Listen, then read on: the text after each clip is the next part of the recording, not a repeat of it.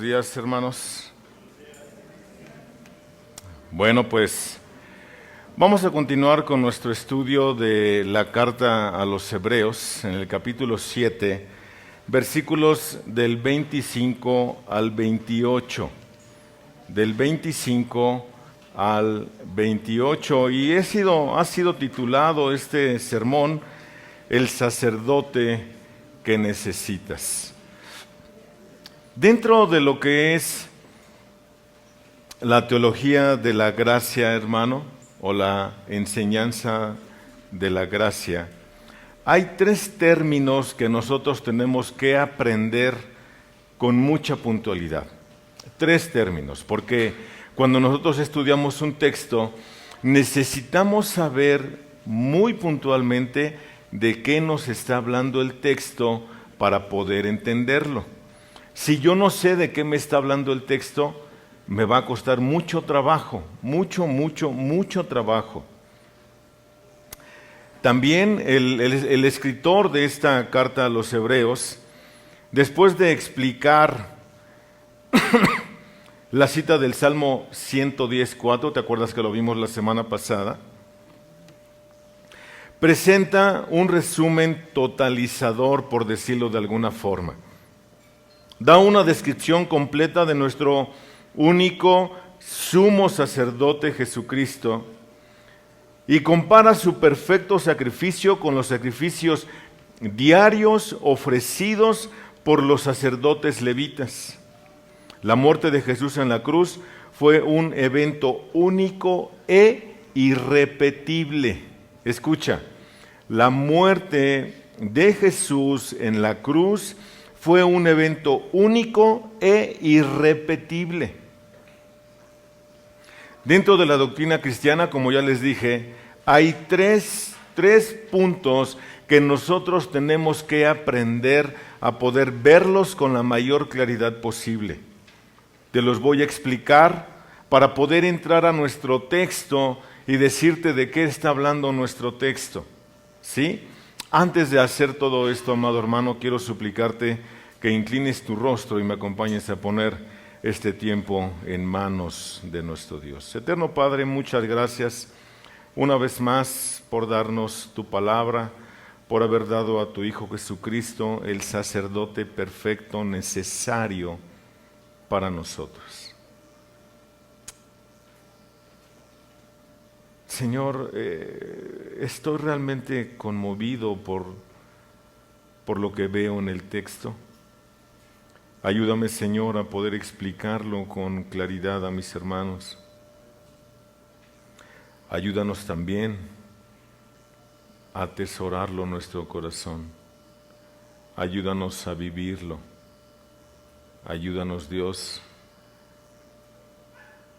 a tener vidas transformadas. Amado Padre, quiero suplicarte en particular por si hay alguien en este salón que aún no ha logrado comprender el sacrificio de Cristo en la cruz del Calvario. Por favor, Señor, toca su corazón, dale fe, concédele arrepentimiento.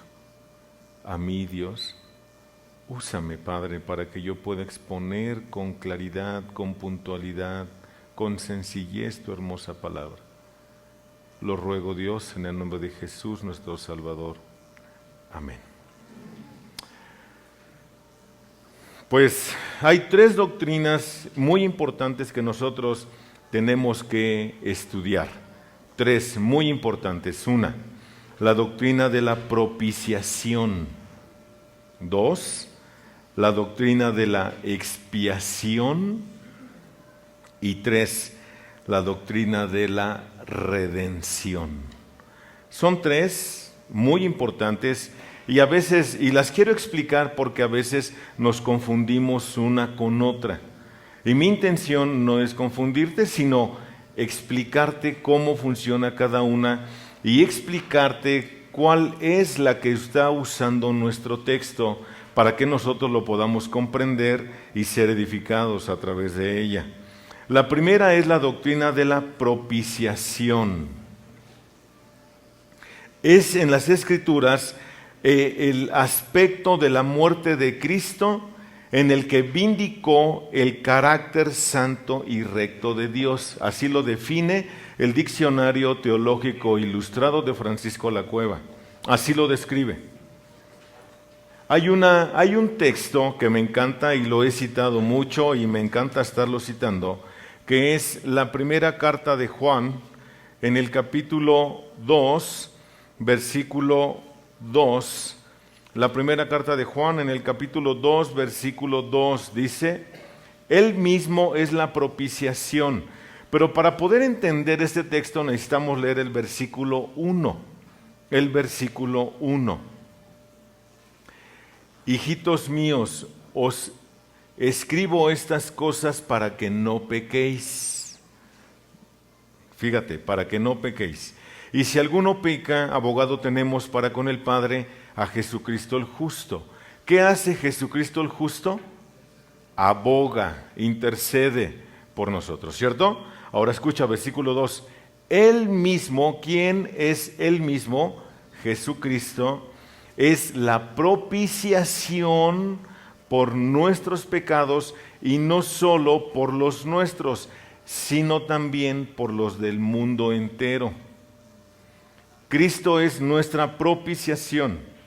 La propiciación, como hemos visto, mis amados, significa aplacar la ira personal de Dios. ¿Cómo? Eso suena muy fuerte y no lo logro entender. Eso suena muy fuerte y no lo logro entender. La expiación es la remoción de la ira de Dios. Bájale tantito, hermano. No, acá. La expiación es la remoción de la ira de Dios, es la remoción del pecado, es la remoción de la culpa impersonal. La expiación tiene que ver con la reparación de un mal. ¿Ok? La propiciación lleva la idea adicional de apaciguar a una persona ofendida. Esto ya nos va dando mucho más claridad. Y así trae al cuadro la pregunta de por qué la persona ofendida se ofendió. En otras palabras, la propiciación trae la ira de Dios al cuadro, mientras la expiación la puede dejar fuera. Te lo voy a explicar. Te lo voy a explicar de una forma, o según yo, de una forma sencilla, cuando menos yo así lo entendí. Espero sea sencillo para ti. El texto, nuestro texto de Hebreos, está diciéndonos, versículo 25 en adelante, por lo cual Él es poderoso para salvar para siempre. ¿Quién es Él? Jesucristo, el sumo sacerdote según el orden de Melquisedec. Es poderoso para salvar para siempre a los que por medio de Él se acercan a Dios, puesto que vive perpetuamente para interceder por ellos. Pásame mis lentes, porfa, están ahí. 26. Porque convenía que tuviéramos tal sumo sacerdote. Estas características que va a dar aquí el autor de la carta son características, no requisitos. ¿Ok? Son características del sumo sacerdote que necesitas. Escucha. Santo, inocente, inmaculado, apartado de los pecadores y exaltado más allá de los cielos. Vaya, ¿qué tipo de sumo sacerdote? Esto es propiciación. Ahorita sigo con lo demás. Voy a explicarte la propiciación. Él es la propiciación de nuestros pecados. Cristo cumple con las demandas de la santa ira de Dios.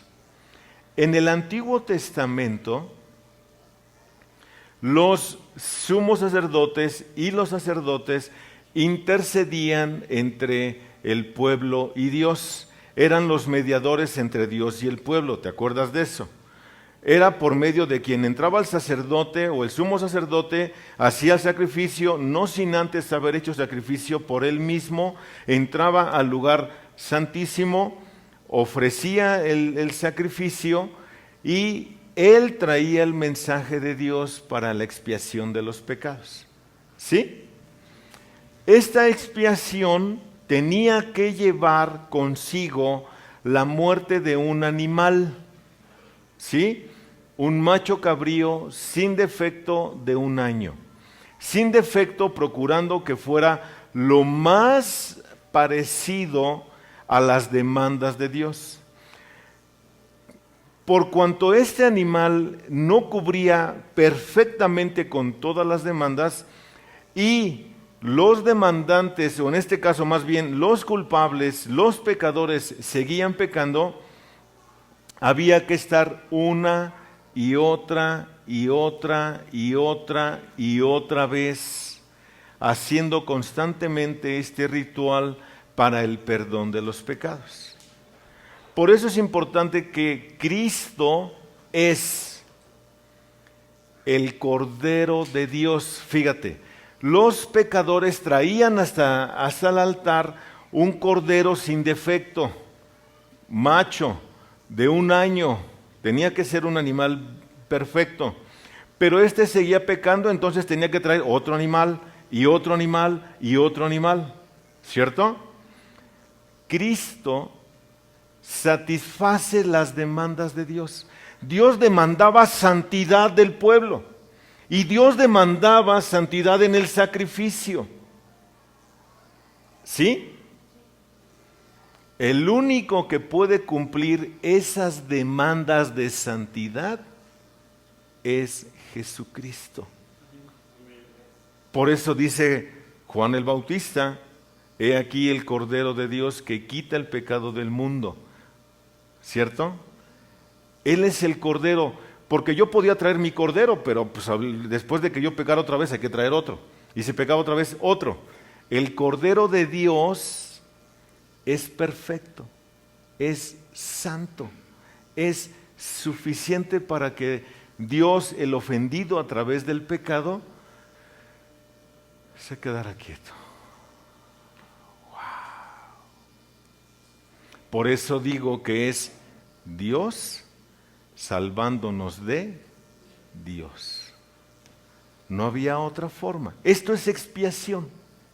Por eso, cuando yo leo la primera carta de Juan en el capítulo 2, cuando él dice: y él mismo es la propiciación por nuestros pecados, él satisface la demanda de Dios por los pecados y no solo por los nuestros, sino también por los del mundo entero. Es suficiente para todos. No hay necesidad de matar más para que salven a más. No.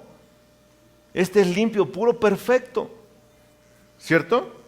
Ahora, la expiación. Ya vimos la propiciación. Ahora la expiación. Es la eliminación de la culpa o pecado a través de un tercero. O sea, Cristo murió en mi lugar. La propiciación satisface. Expiación muere en mi lugar. ¿Ok? Muere en mi lugar. ¿Qué significa esto? ¿Quién es el pecador? Nosotros. ¿Quién merecía ser degollado? Nosotros. Y Él muere en mi lugar. A eso se le llama expiación. ¿Sí? Por eso dice: y no solo por mis pecados, sino por todos los del mundo entero. Hay otra palabrita, lo estoy tratando de resumir, hermano, porque me interesa llegar a nuestro texto. ¿Ok? Existe la otra palabrita que es redención. La redención es liberado, devuelto mediante el pago de un rescate. ¿Ok? Esto es importante, porque hay en el griego una palabra agorazo, que es comprar. Y existe otra palabra que es exagorazo, que es sacar del mercado. Y eso fue lo que hicieron con nosotros. Cuando dice el apóstol Pedro en su carta que Cristo es el precio que se pagó, es exagorazo, para sacarnos del mercado negro. ¿Por qué del mercado negro? Porque es el mercado, o era el mercado de los esclavos, en donde tú y yo estábamos atados para servir única y exclusivamente al pecado. Cristo nos compró por precio, Él pagó el precio. ¿Cuánto vale tu vida? Ay, caray, está muy alto el precio. Pero dijo, ok, está bien, yo pago el precio. Y pagó Él el precio de nuestra liberación. Exagorazo, nos sacó del mercado negro y nos hace libres. Él paga el precio y nos hace libres, ¿sí? El Evangelio de Juan, en el capítulo 8, en el versículo 32, dice, y conoceréis la verdad, y la verdad ¿qué? Os hará libres. Escucha, pero esta libertad no es para que tú hagas lo que quieras. En cambio, ya soy libre. No, esto no es como los delincuentes que yacen muchos en la calle. Ya tocaron la cárcel alguna vez y cuando salen libres vuelven a delinquir y regresan. Y delinquen y regresan. No, esto no es así. Fue un pago único perfecto. Un pago único perfecto. De tal forma que no tenemos necesidad de volver a estar ahí una y otra y otra y otra vez. ¿Ok? 3 palabras importantes que nosotros tenemos que entender. La primera fue, la segunda, la tercera. ¿Ya viste? Las 3 hablan de Cristo. Parecen pero no son. Aunque van las 3 entrelazadas, ¿ok? Yo las tengo que entender. Ahora bien, ¿esto a mí para qué me sirve esto de qué me sirve para poder ver mi texto? Me sirve de mucho, hermano, de muchísimo, mucho. Escucha por qué. Porque vamos a ver 5 características del sumo sacerdote que tú necesitas. Por eso le pedí al Señor en oración, antes de comenzar nuestro texto, que si hay alguien aquí que no ha entendido el sacrificio de Cristo, sea tocado por Dios. Que el Espíritu Santo toque su corazón, lo quebrante, lo desmenuce y pueda creer en Dios, pueda creer en Cristo, en el sacrificio de Cristo.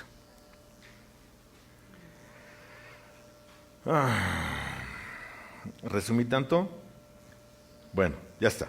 Primer punto entonces, dice el versículo 26, porque convenía. ¿Qué convenía? Un sacerdote. ¿Por qué convenía? Porque hay un problema, ¿cierto? Esta palabra convenía tiene que ver con una palabra que usa también el autor del Evangelio de Juan en el capítulo 3, en el versículo 14. Evangelio según San Juan, capítulo 3, versículo 14. Vamos allá, hermanos. Vamos a buscarlo, por favor. Juan, capítulo 3, versículo 14. ¿Ya lo tienen? Dice así. Y como Moisés levantó la serpiente en el desierto, escucha, así es necesario que sea levantado el Hijo del Hombre. ¿Te diste cuenta que es la misma palabra? Hay una necesidad. ¿Por qué? Porque existe una incapacidad. ¿Una incapacidad de qué? Aquí en Juan, de salvarse a sí mismo. Por eso es necesario que el Hijo del Hombre sea levantado. Dicho de otra forma, sea clavado, porque al estar clavado en una cruz, era levantado. Y recuerda esto, que los clavaban en alto. Las cruces llegaban a tener hasta 6, 7 metros de altura, aparte del pedazo que tenían que enterrar para que no se moviera y luego anclarla. Lo elevaban porque ellos tenían en mente que los crucificados eran la escoria de la sociedad y al estar alzados no contaminaban la tierra. Esa es la idea. Por eso dice, es necesario que el Hijo del Hombre sea levantado, como en una cruz, crucificado. Necesario. ¿Por qué? Porque el hombre a causa de su pecado está imposibilitado para salvarse a sí mismo. Hay una incapacidad, ¿ya te fijaste? Hay una incapacidad. Ahora, ¿cómo me lo está explicando esto el autor de Hebreos? Porque convenía, es conveniente, hay una necesidad, nos conviene. ¿Quién de aquí no es convenenciero? ¿No hasta rebajamos a veces el Evangelio? ¿O rebajan a veces el Evangelio? Pues te conviene, cálmate, esto no es así. No es así. Nos convenía que tuviéramos tal sumo sacerdote. ¿Cuál tal? Conforme a la orden de Melquisedec, rey y sacerdote, que gobierna y que ministra. ¿Cómo tenía que ser este sumo sacerdote? Bueno, tenía que ser santo, y este es Cristo. El contexto de lo que hemos estado estudiando en todo el capítulo 7 habla de que es Cristo, ¿cierto o no?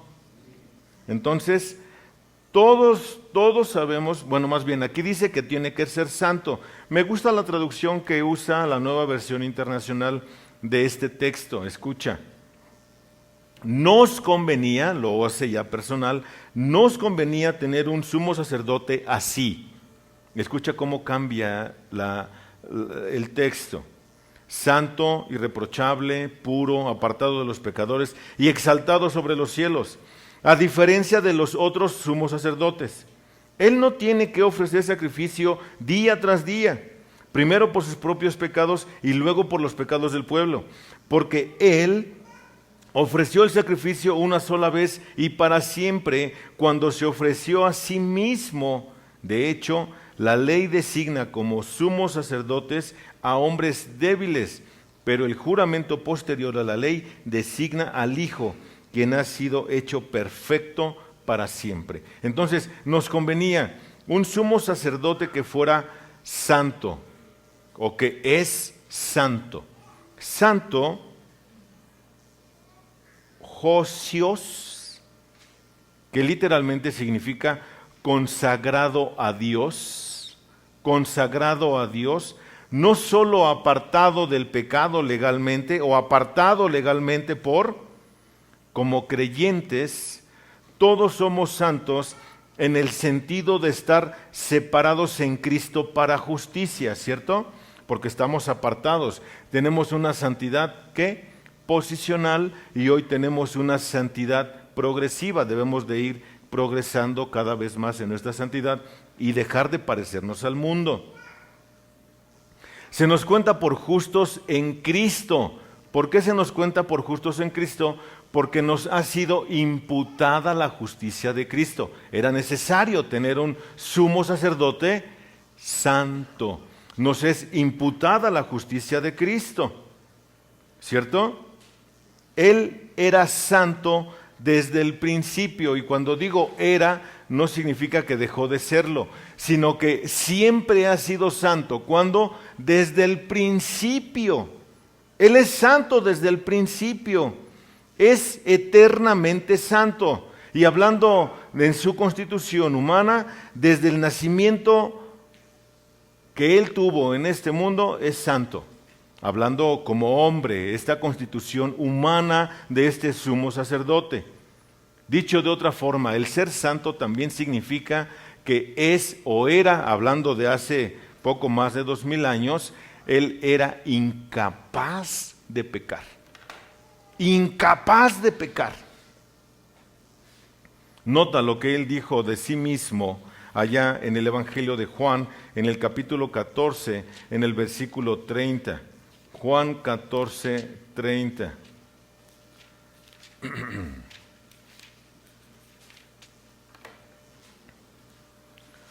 no hablaré mucho más con vosotros, porque viene el príncipe de este mundo y él no tiene nada en mí. ¿Notas? Apartado, sin pecado. ¿Quién es el príncipe de este mundo? Satanás. Él no tiene nada en Cristo. Él no puede dominar, él no puede hacer pecar a Cristo. ¿Cómo sabemos eso? ¿Te acuerdas de cuando el Señor fue tentado? Fue tentado en todo en cuanto a nosotros concierne, pero él no pecó. Y tú y yo, mejor ni hablamos, ¿cierto? Mejor ni hablamos. Entonces, nos convenía tener un sumo sacerdote santo. Esta palabra que sigue es realmente conmovedora, hermano. Realmente conmovedora. ¿Cuál es? Inocente. Santo tiene que ver con la disposición interna de Jesús en su interior. Y eso se manifiesta en su exterior, que es la inocencia. Otra palabra que puede traducirse para inocente es ingenuo.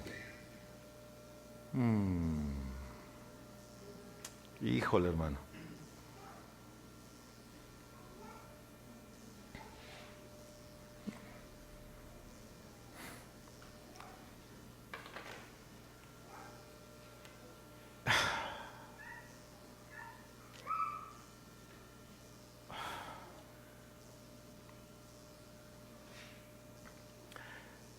¿Sabes qué es ingenuo? Sin malicia, que no se mete con nadie, no le hace mal a nadie, es ingenuo, es inocente. Hermano,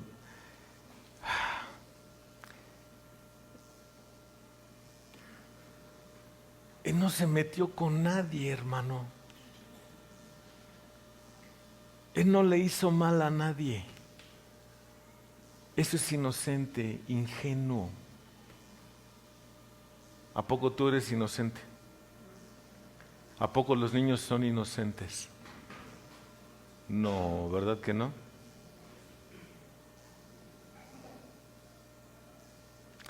Esta inocencia, esta ingenuidad, significa también que él no tiene culpa de nada. ¿Por qué no tiene culpa de nada? Porque él no le hace mal a nadie, él no provoca que alguien cometa algún error. Él no provoca eso. Y obviamente esto tiene que ver con su vida externa. Por eso el Evangelio de Juan, en el capítulo 1, no lo busquen, solamente escuchen, dice que vimos su gloria, gloria como la del unigénito del Padre, lleno de gracia y de verdad. Lleno de gracia, lo vimos, dice el autor del Evangelio, nosotros lo vimos. ¿Cómo es que lo vieron? Lo vieron en su andar, en su vida diaria. En su vida diaria. ¿Vieron la gloria de Dios ahí reflejada? Era bueno, era inocente, no le hizo mal a nadie, era sin culpa. ¡Wow!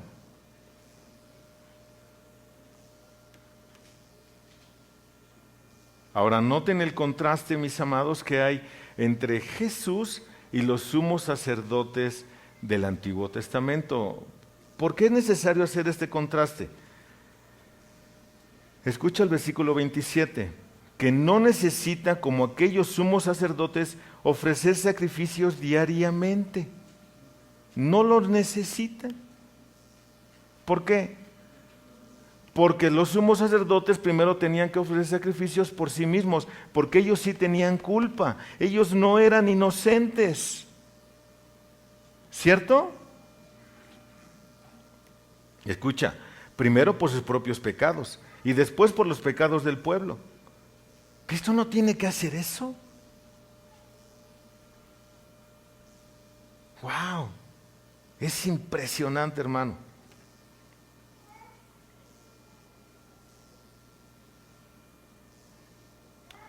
Aarón debía traer una ofrenda por el pecado para hacer expiación por sí mismo y por su casa. Esto lo vemos en Levítico, en el capítulo 16, en el versículo 11. Ahí anótalo, hermano, para que lo cheques después. Antes de poder funcionar como sumo sacerdote a favor del pueblo de Israel, Jesús, por el contrario, es completamente libre de pecado y por consiguiente libre de culpa y libre de cualquier tipo de reproche. También santo tiene que ver con Dios y ser inofensivo e inocente, inofensivo. Él era inofensivo, hermano. Con esto deberíamos de estar pudiendo comprender mucho mejor qué fue lo que pasó en la cruz del Calvario cuando Él carga con nuestros pecados. ¿Qué significa eso? Que Dios lo vio como si realmente estuviéramos muriendo nosotros allí. ¿Te fijas? ¿Te das cuenta de eso? Jesús no le hizo daño a nadie. Fíjate, más al contrario, vivió para los demás. El Hijo del Hombre no vino a servir, no vino a ser servido, sino a servir. Wow. Ahora escucha, nosotros debemos de ser así. Debemos reflejar a Cristo nosotros.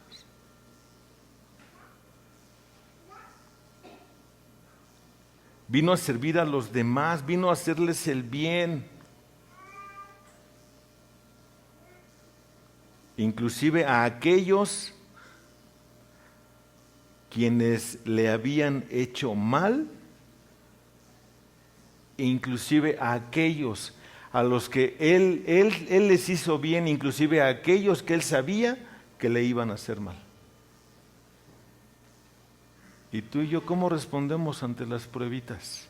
No, conmigo no te metes, que me ofendís. Cállate. No entiendes nada. No entiendes nada.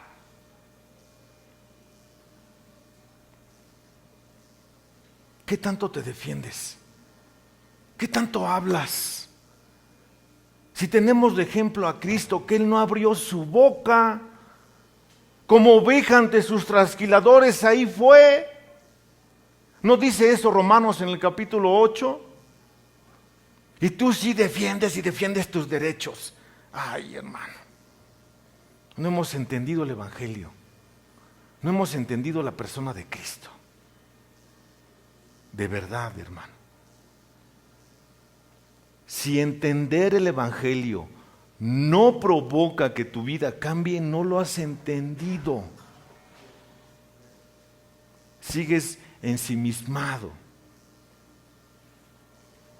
La tercera característica de nuestro gran sumo sacerdote, el que nos conviene. La tercera, ¿cuál es?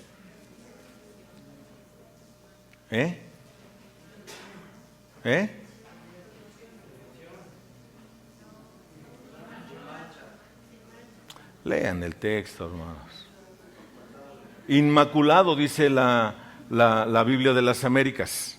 Inmaculado, sin mancha. Wow, esto también es muy interesante, hermano. Muy interesante. ¿Por qué? Porque inmaculado es puro. Hay oro de quilates, ¿no es cierto? El oro de quilates, dependiendo el quilate, es la impureza que lleva. ¿Ok? A mayor quilate, menor impureza. Más puro es el oro. Por eso nuestra fe tiene que ser probada como el oro. ¿Para qué? Porque el oro es metido en un crisol y ahí se le va sacando todas sus impurezas. Nuestra fe igual debe de ser así, pero Cristo no. A nosotros nos van puliendo en el camino, a Cristo no. Él es y fue y era y será sin mancha. Puro. Y esto es muy interesante, hermano. Muy interesante. Lo relacioné con algo. ¿Cómo es esto? El medio ambiente del pecado tiene su modo de afectar a cualquiera que esté entre dicho ambiente, ¿no es cierto? ¿No es cierto? Por eso, hermano, dime con quién te juntas y te diré quién eres. Yo no entiendo por qué hay cristianos que se juntan siempre con el mundo y nunca con la iglesia. De aquí salen disparados como si los estuvieran correteando o como si fueran a recibir herencia. Y nunca he visto que reciban nada y nunca he visto que alguien los corretee. Pero no sé por qué se van. Pero cuando regresan, ya regresan bien, perdón por la expresión, hermanos, pero regresan bien ñeros y hablan de todo menos de la Biblia. Hablan de todo menos de lo que Dios ha hecho en sus vidas. Pero hay inclusive cristianos que llegan hablando hasta en doble sentido. ¿Perdón? Porque se contaminan con el ambiente con quien te juntas. ¿No es cierto? ¿No es cierto, hermano? Ahora escucha esto. El pecado contamina a la persona a quien toca. ¿No es cierto? Si el pecado te toca, ya caminaste, ya eres un pecador en potencia y lo vas a desarrollar. Cristo, al ser sin mancha y ser puro, permaneció incontaminado. Habitó entre nosotros, ¿no dice eso el Evangelio de Juan? Tabernaculó entre nosotros. Y Él fue incontaminado. ¿Qué significa esto? Que Él no pecó, a Él no le hizo nada el pecado. ¡Wow! Permaneció sin mancha. Y hice aquí una comparación, hermano. Se le puede comparar con un médico que trabaja entre los enfermos en medio de una epidemia. Y lo primero que se me vino a la mente es el médico Li Wenliang. ¿Quién es este? El que descubrió el coronavirus, ¿no es cierto? Y fíjate, este médico era oftalmólogo, salud, que junto con otros 7 médicos fue el primero en lanzar la alerta sobre el nuevo coronavirus y acabó enfermo él mismo. Y después de estar enfermo, murió. Él lo descubrió. Él lanzó la alerta. Y hoy hay más de 24 países contaminados con ese famoso virus. Yo podría pensar que no es una epidemia, que es una pandemia, ya tiene otro nivel, pero yo no soy médico, hermano, yo ni siquiera sé de eso. Lo que sí sé es que Cristo no se contaminó, Él permaneció puro, el pecado a Él no le pudo hacer nada y fue tentado como hombre, en su humanidad entera, completa, y no pecó. ¿Y tú? Cristo es inmune al pecado. Jesús no está manchado por el pecado, según cita el mismo autor de Hebreos en el capítulo 4, en el versículo 15. ¿Qué dice? Hebreos 4:15. ¿Qué dice, hermanos? Ya se los pusieron aquí, ¿qué dice?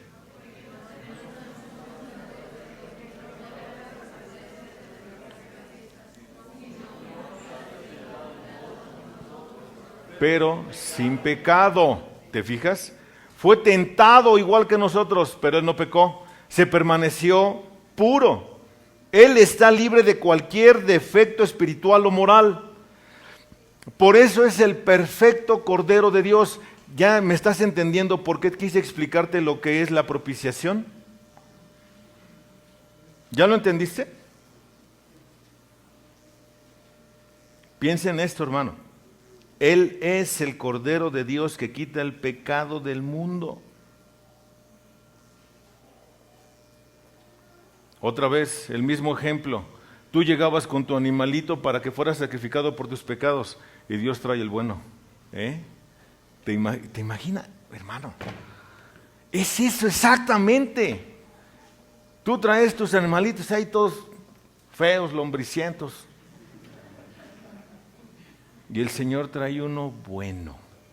Él dijo, va mi resto, aquí está el mío, por todos ustedes. ¡Wow! ¿No es cierto? Y Cristo es perfecto, tan perfecto que en esa santidad, en esa inocencia, en esa inmácula, aplacó por completo la ira de Dios, no necesitando más sacrificios como en la antigüedad. Oh, qué contradictorio o qué paradójico que con el sacrificio de Cristo cesaron los sacrificios de animales. ¡Wow! No hay necesidad de estar otro y otro. ¿Por qué? Porque Cristo es perfecto. ¿Cierto? La cuarta, hermano, la cuarta. ¿Qué dice el cuarto punto? La cuarta característica. Apartado de los pecadores o apartado de entre los pecadores. Esa sería otra traducción. Significa o era una clase completamente diferente. Por eso es el unigénito Hijo de Dios. ¿Qué es unigénito? Monogénito. Del mismo gen, de la misma esencia que Dios. Hay niveles, hermano. Hay niveles. Tú y yo estamos por el suelo. Él no. Obviamente, Él no está separado de los pecadores en el sentido de no entrar nunca en contacto con ellos. No es eso. ¿Cierto? No es eso. ¿Recuerdas qué es la inmanencia y qué es la trascendencia? Ok, la inmanencia significa que está íntimamente relacionado Dios con su creación. Y la trascendencia significa que Dios está por afuera de la creación no lo puede contener, Él es mucho más grande que la creación. Por eso trasciende, es más allá. Inmanencia, dentro, aquí adentrito. Está íntimamente relacionado con los pecadores, pero está apartado de los pecadores. Viajaba con ellos, trabajaba con ellos, adoraba con ellos. Por su naturaleza era totalmente aparte, totalmente diferente de la de ellos y de la nuestra. Por supuesto, por ello estamos grandemente agradecidos, pues de otra forma no habría sido nuestro Salvador. Habitó, tabernaculó, lo vieron. ¿No dice eso también el autor de Juan en su primera carta en el capítulo 1? Lo que hemos visto y oído, lo que hemos palpado, lo que hemos contemplado, eso os anunciamos. O sea, es real, es real. ¿No es cierto? Entonces, no tenemos un sumo sacerdote que no pueda compadecerse de nuestras debilidades. Noten, mismo Hebreos, pero ahora en el capítulo 2, en el versículo 14, 2:14. Así que, por cuanto los hijos participan de carne y sangre, Él igualmente participó también de lo mismo para anular mediante la muerte el poder de aquel que tenía el poder de la muerte, es decir, al diablo. ¿Por qué murió y resucitó? Para vencer al diablo, para vencerlo. Ya no se puede enseñorear de un cristiano genuino, el pecado no se puede enseñorear. Porque si en un cristiano genuino el pecado se enseñorea, este no es creyente, porque sigue teniendo dominio sobre él. ¿Cierto? Entonces, en Cristo no, nunca jamás. Y el texto y otro más, ahora Hebreos capítulo 4, versículos del 12 al 15, cito: Porque la palabra de Dios es viva y eficaz y más cortante que cualquier espada de dos filos. Penetra hasta la división del alma y del espíritu y de las coyunturas y los tuétanos. Y es poderosa para discernir los pensamientos y las intenciones del corazón. Y no hay cosa creada oculta a su vista, sino que todas las cosas están al descubierto y desnudas ante los ojos de aquel a quien tenemos que dar cuenta. Teniendo pues un gran sumo sacerdote que trascendió los cielos, Jesús, el Hijo de Dios, retengamos nuestra fe, porque no tenemos un sumo sacerdote que no pueda compadecerse de nuestras flaquezas, sino uno que ha sido tentado en todo como nosotros, nada más que la diferencia es que Él no pecó. Nada más. Hipócritas. ¿Cómo les dijo? Raza de víboras. ¿Qué más les dijo? Hijos de Satanás. Y tú te ofendes porque te digo que eres pecador. Vaya. Es que Dios es amor. Prediquen el amor. Ay, cállate, tengo que predicarte el evangelio para que tengas de qué arrepentirte. Y tengo que predicar duro contra tu pecado para que te arrepientas y lo dejes. A lo mejor en mi forma te parece muy agresivo, pero eso no quita que lo tenga que hacer. ¿Cierto? Era juzgado porque estaba con los pecadores, con los cobradores de impuestos, con las rameras, y él dijo, yo no he venido a los sanos no tienen necesidad de médico, sino los enfermos, los pecadores, ellos sí tienen necesidad. ¿Cierto? Y este que sigue era muy conveniente que tuviéramos tal sumo sacerdote, según dice el texto. Regresemos a nuestro texto y dejen de ver a Dante. Él tiene cosas que hacer y las va a resolver. Véanme a mí, estoy predicando yo, acá, ¿ok? La última característica, ¿cuál es? Exaltado. O como dice, hecho más sublime que los cielos, más sublime, muy alto, alto. ¿Cómo sabemos esto? El autor está retomando la idea de Hebreos, pero ahora en el capítulo 1, en el versículo del 1 al 3. Está retomando esa idea, recuerda que es el autor y que sigue hablando, él quiere que se vea a Cristo. Por eso en el capítulo 1 dijo que Cristo es más grande que los ángeles, dijo que es más grande que Moisés, dijo que es más grande que todo lo creado. Él está por encima de todo. ¿Te acuerdas de eso? Ya lo estudiamos. Nota, versículos del 1 al 3, Hebreos 1. Dios, habiendo hablado hace mucho tiempo, en muchas ocasiones y de muchas maneras a los padres por los profetas, en los últimos días nos ha hablado por su Hijo, a quien constituyó heredero de todas las cosas, por medio de quien hizo también el universo. Nota lo que está diciendo. Él es el resplandor de la gloria y la expresión exacta de su naturaleza, y sostiene todas las cosas por la palabra de su poder. Después de llevar a cabo la purificación de los pecados, se sentó a la diestra de la majestad en las alturas. ¡Wow! Eso es lo que está trayendo una vez más a la mente el autor de la carta cuando dice que es un sumo sacerdote más alto, más sublime que los cielos. El escritor se refirió a la exaltación de Jesús al describirlo sentado a la diestra de la majestad en las alturas o en el cielo. El escritor también describe la posición de Cristo en términos comparables con lo anterior. Dice que Jesús ha sido elevado a las alturas más grandes que los cielos, mucho más grande. Pablo también habla de esta exaltación de Cristo allá en Efesios, en el capítulo 4, en el versículo 10. Efesios capítulo 4, versículo 10. Efesios 4, 10. Oh, que la canción no se deja. Dice así: el que descendió es también el mismo que ascendió mucho más arriba de todos los cielos para poder llenarlo todo. ¿Notas? Fue exaltado más allá. El significado entonces es muy evidente.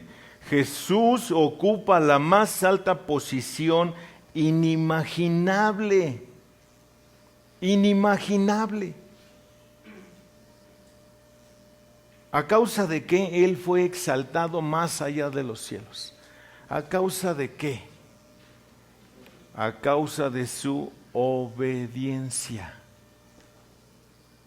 A causa de su obediencia. ¿Cómo sabemos eso? Bueno, por lo que dice el apóstol Pablo, pero ahora en la carta a los Filipenses, en el capítulo 2, Filipenses capítulo 2, versículos del 5 al 11, dice así: haya pues en vosotros esta actitud que hubo también en Cristo Jesús, el cual, aunque existía en forma de Dios, no consideró el ser igual a Dios como algo a que aferrarse, sino que se despojó a sí mismo, tomando forma de siervo, haciéndose semejante a los hombres, y hallándose en la forma de hombre, se humilló a sí mismo, haciéndose obediente hasta la muerte y muerte de cruz. ¿Se hizo qué? Obediente, ¿hasta dónde? Hasta morir. ¿Y tú? ¿Y yo?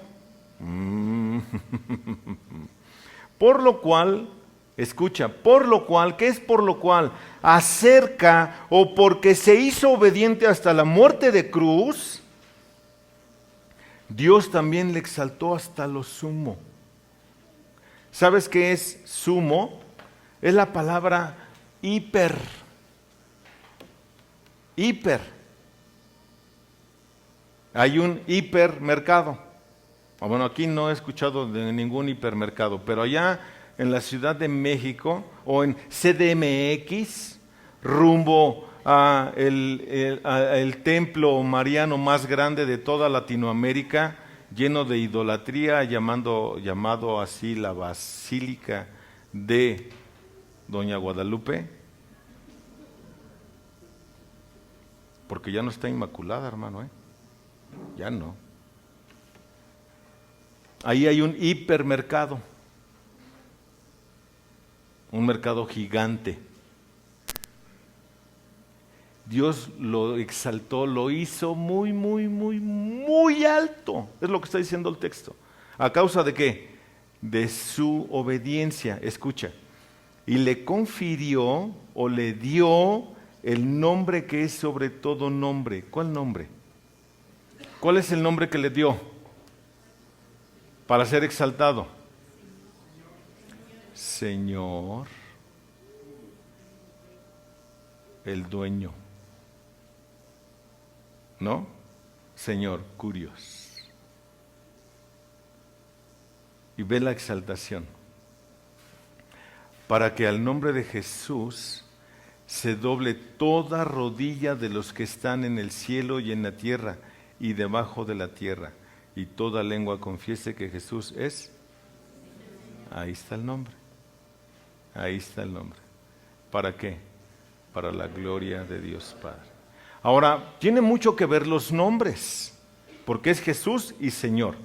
Señor, ¿qué significa? Curios, o dueño, o mi dueño. Ve qué exaltación tan gigante, ¿eh? O sea, todos van a voltear y van a decir, ah, sí, Él es mi dueño, Él es mi... No, sí, Señor, lo que usted diga, como usted mande. Y sí, cómo no, yo quisiera verlos bien obedientes. Pero bueno, esto va a suceder. ¿Ok? Y el nombre también de Jesús. Yeshua. Yahvé o Jehová. Shua, el verbo salvar, que significa Dios salva. O Jehová salva. O Yahvé salva. A causa de esto, esta es la exaltación que tiene. Esta es la exaltación que tiene. ¿Te das cuenta? A causa de su obediencia para morir en la cruz por expiación tuya, por propiciación tuya, por redención tuya. ¿Ya viste por qué era necesario explicar estas tres partes de la doctrina? Ahora, habiendo explicado el versículo 26, el 27 y el 28, No, son pan comido, hermano. Más allá de los cielos, que no necesita estar como aquellos sumos sacerdotes, los levitas, los arónicos, que tienen que estar ofrecer diariamente primero por sus propios pecados y después por los pecados del pueblo, porque esto lo hizo una vez para siempre cuando se ofreció a sí mismo, cuando murió, cuando nos está diciendo que debe de haber la misma actitud que hubo en Cristo en nosotros. ¿Sí? Porque la ley designa como sumos sacerdotes a hombres débiles, a hombres pecadores. Pero la palabra del juramento que Dios juró, tú serás sacerdote para siempre, según el orden de Melquisedec, el Salmo 110:4, que vino después de la ley, designa al Hijo hecho perfecto para siempre. Ese es el juramento. Ese es el sumo sacerdote que era necesario para nosotros. No uno que tenga que estar una y otra y con defectos. No, uno perfecto. Ahora escúcheme usted, que tal vez lleva varios domingos viniendo. Escúcheme usted, que viene tal vez por primera vez. Escúcheme usted, que viene esporádicamente.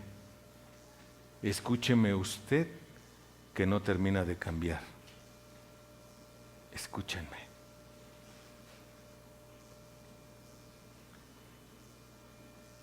Tienen que entender el sacrificio de Cristo en la cruz del Calvario.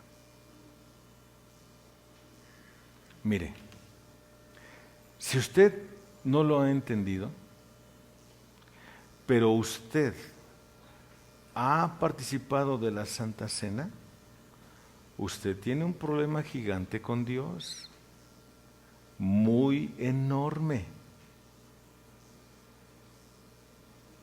Usted es culpable, usted es culpado por el mismo Dios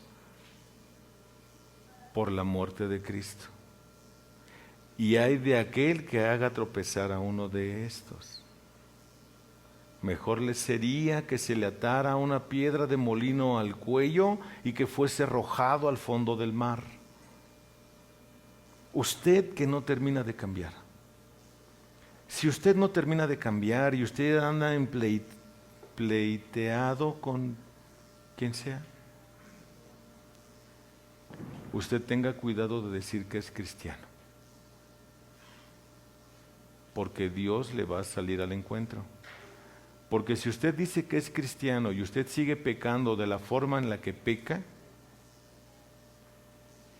dice Dios en su hermosa palabra que usted está tomando por inmunda la sangre del pacto. Inmundo es algo aberrante para con Dios. Es como si usted estuviera tomando la sangre de Cristo como la sangre de un cerdo. Esa es inmundicia. Usted sigue muerto en delitos y pecados. Ahora, usted es la primera vez que viene. Bueno, es la misma condición. Porque hoy usted ya lo escuchó. Usted ya sabe que el único sacerdote perfecto es Cristo. Es el Cordero de Dios que quita su pecado, a través del cual Dios lo puede perdonar y que no tiene usted necesidad de estar haciendo ningún tipo de sacrificio para venir al Padre. Solamente creer en el sacrificio de Cristo. Nosotros que decimos que ya somos cristianos, comportémonos a la altura de la demanda de Dios. Santos, amados, de entrañable misericordia. Así comportémonos. Así se portó nuestro Salvador, a la altura del llamado. Así hagámoslo nosotros. Confíe en Cristo. Póngase a cuentas con Dios. Y le garantizo, que Dios lo va a perdonar y va a darle a usted la justicia de Cristo. Lo va a ver a usted como si usted mismo fuese Cristo, sin mancha, ni arruga, ni cosa semejante, sino santo, perfecto, apartado de entre los pecadores. ¡Wow! Así lo verá. Oremos. Eterno Padre, te damos muchas gracias, Señor, por tu palabra que es tan clara, tan hermosa, Dios. Espíritu Santo, ayúdanos a comprenderlo, Señor. Ayúdanos a digerirlo con puntualidad.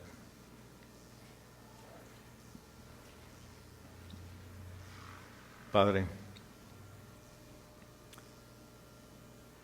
si hay alguien que viene por primera vez, tócalo, mi Señor. Tócalo para que pueda clamar por el perdón de sus pecados. Si es alguien que asiste regularmente, también, Señor, pero que puedan tener ambos casos, perdón, y puedan tener un verdadero cambio de vida al comprender el Evangelio. Señor, ayúdanos a conservarnos en santidad, sin mancha, apartados del mal, pero también, Señor, ayúdanos a poder transmitir tu hermosa palabra con claridad, con puntualidad a otros.